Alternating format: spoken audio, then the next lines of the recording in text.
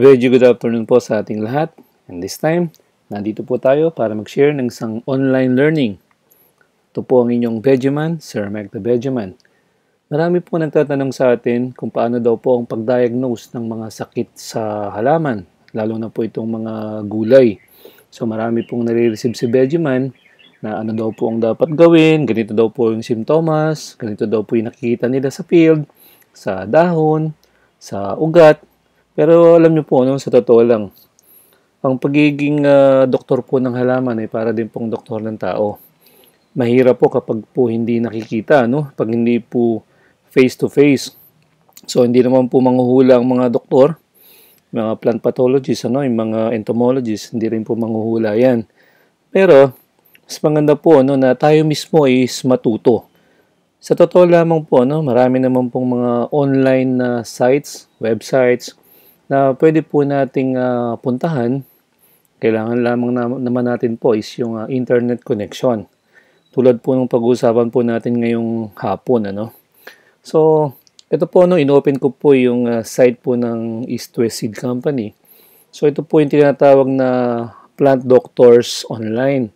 So, online po, may mga doktor po ng halaman na base po dun sa mga symptoms ay meron din pong mga recommendation. So, yung mga symptoms po, titingnan nyo po, i-compare nyo po yung itsura doon sa available na image dito po sa site. So, ito po, punta po kayo doon sa inyong search engine. Halimbawa po, yung Google Chrome o kaya po Safari.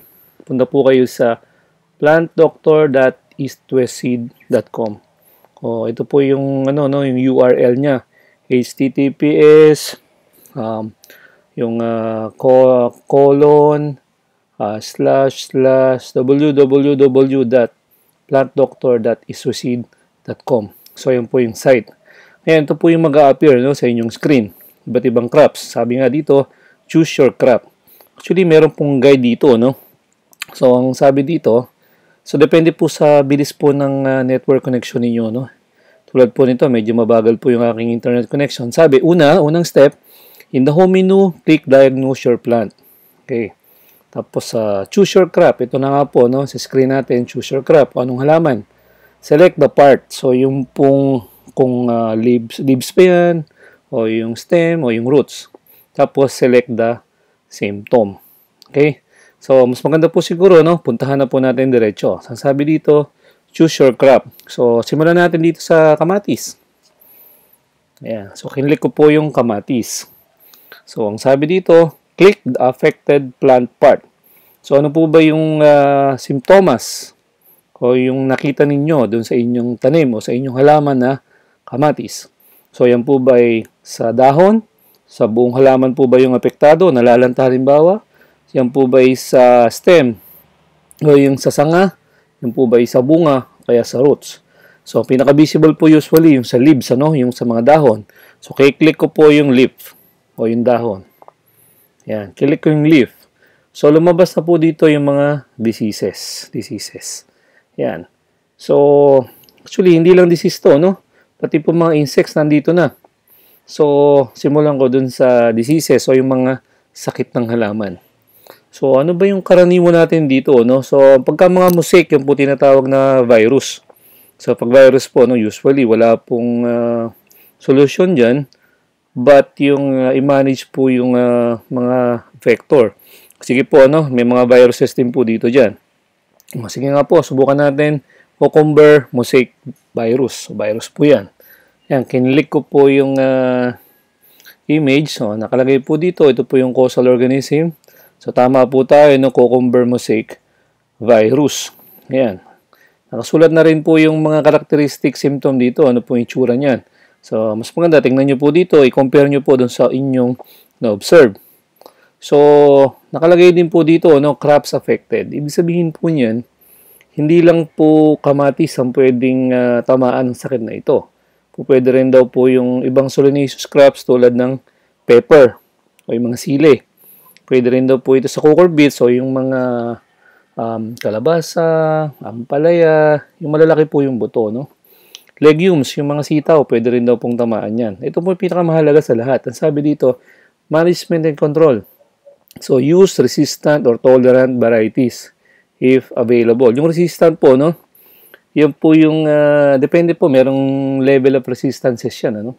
Meron yung high, merong intermediate. Pagka highly resistant, halos hindi na po tinatamaan yun, ano?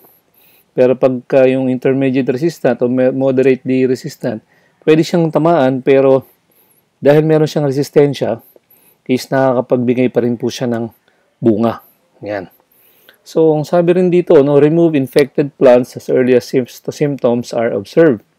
So, ibig sabihin, kasi nga po, no, kumbaga, pag naapektuhan po yung halaman, kailangan na po natin siyang tanggalin para hindi na po makahawa dun sa ibang mga halaman. So, remove the weeds. Kasi yung weeds po, yung mga damo, usually doon po nagtatago yung yung mga viruses na yan, iba pang mga sakit, mga fungus halimbawa, doon sa mga damo. Kaya kailangan po malinis po yung ating taniman. Ito, no? So, ito po yung huli sa management and control. Sabi niya, control or minimize the aphid population. So, ibig sabihin, yung aphids po, no? Yung po yung carrier o vector ng sakit na virus na ito. So, sabi niya, no? Control by using plastic mulch, insect trap, or use of insecticide. So, meron po dito mga binabanggit po na mga, yun ba, cartap hydrochloride. Yan po ay active ingredient o AI na sinasabi, no? Meron na rin po silang binigay dito na example ng mga pwedeng gamitin na mga pamatay insekto. Ayan. So, ano ba yung mga na yan? Padan, ayan, padan, acetam, penat. So, meron po dito, no? So, may mga example po dyan para po alam po ninyo yung pwede. Example lamang po yan. Marami pa pong ibang klase ng mga pamatay peste, halimbawa po sa aphids, tsaka po sa iba pa, no? Okay. So, nandun po tayo kanina, no, sa viruses na yan. Babalik po ako halimbawa dito sa leaf. Yan. So, yan. Tingnan nyo na lamang po, no, anthracnose. Ito itsura niya. Kiklik nyo lang po yan. Halimbawa, anthracnose. Kinlik natin. Yan. Kalagay, anthracnose. Ito po yung itsura niya sa dahon. Yan po yung damage niya, simptomas. Sa bunga, meron din po siya dyan. Pag naapektuhan din, ibig sabihin po, tumatama siya posible sa dahon, posible rin sa bunga. So, ayan yung characteristic symptoms. Basahin nyo na lamang po, no? Tapos, may sinasabi, conditions for disease development. No? Sabi niya, soil-borne. So, ibig sabihin, nasa lupa na po ito, no? So, broad range of hosts. Ibig sabihin, marami siyang pwedeng crop na pwedeng maapektuhan. Sabi rin dito, the disease is favored by warm temperature and frequent rainfall. Pag humid po yung condition, ano? Yung medyo mahalumigmig na panahon, tapos mainit po yung ano. So, ito po yung pinakamahalaga sa lahat. Basahin po ninyo ito, no? Yung management and control. So, ang maganda dito sa kanilang site, meron silang recommendation. Hindi lang puro chemicals ang sinasabi nila.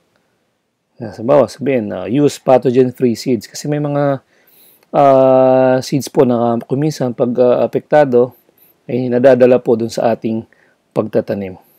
So, harvest fruits before it fully ripened. So, marami po, no? Marami po silang recommendation dito. So, integrated pest management po yung approach. So, dun sa mga kaibigan natin na talagang mahilig mag-chemicals na kasi gusto raw nila talagang pag nag-spray, agad. Kaya epektibo agad. So, ayan, may mga chemical alternatives po dyan. Basahin nyo na lamang po, no? So, yun po yung sa tomato. Ngayon, marami pa pong ibang klase ng crop, ano? So, nandito sa gawing kanan dyan, marami, Bawa, click ko naman, bitter gourd. So, wag po kayong matatakot na mag-navigate sa, sa site na ito. So, pwede po, paikot-ikot po kayo dyan hanggang sa ma-master nyo. Pwede nyo balik-balikan naman ito. So, tandaan nyo lamang po, plantdoctor.isweseed.com. Yan, marami po yan. So, maraming crops po dito. So, halimbawa po, ito yung bitter gourd. So, buong halaman ba? Sa leaf o leaves? O sa fruits ba?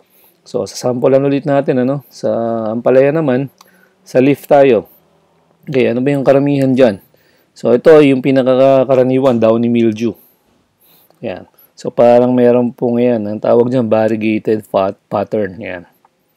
Yan. Sa karamihan po yan sa dahon. So, ang simptomas niya, semi-angular to irregular pale yellow spots. Ayun po. Sa upper lip, surface. Ayan. High relative humidity and cold condition, particularly in the morning. Ayan, doon daw po mas nagde-develop yung sakit niyan. So, ang lagi hinahanap sa atin, ano raw ba yung pwedeng spray dyan. So, pag ganun po, no, nandito po yung mga fungicides na kailangan natin. Kasi fungus po yun eh. Downy mildew is caused by a certain kind of fungus. Yan, so may fungicide na rin po dyan.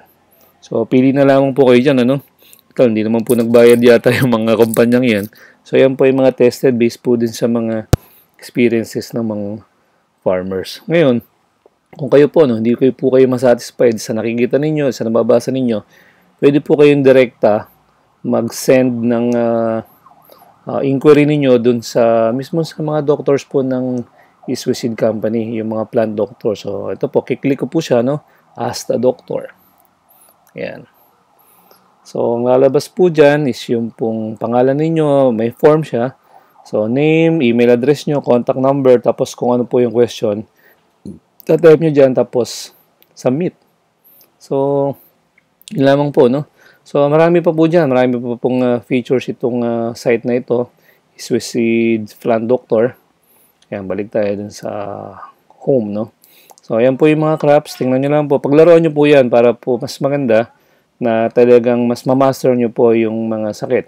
Para po pagka po may nakita kayong simptomas sa field, ay hanapin nyo po agad, ikumpara nyo po agad dun sa plantdoctor.iswisid.com. O ito po yung tinatawag na Plant Doctors Online. Malaking tulong po ito kaya po na isinashare ni Sir Mike the Benjamin sa inyo para po kayo mismo makapag-diagnose po kayo.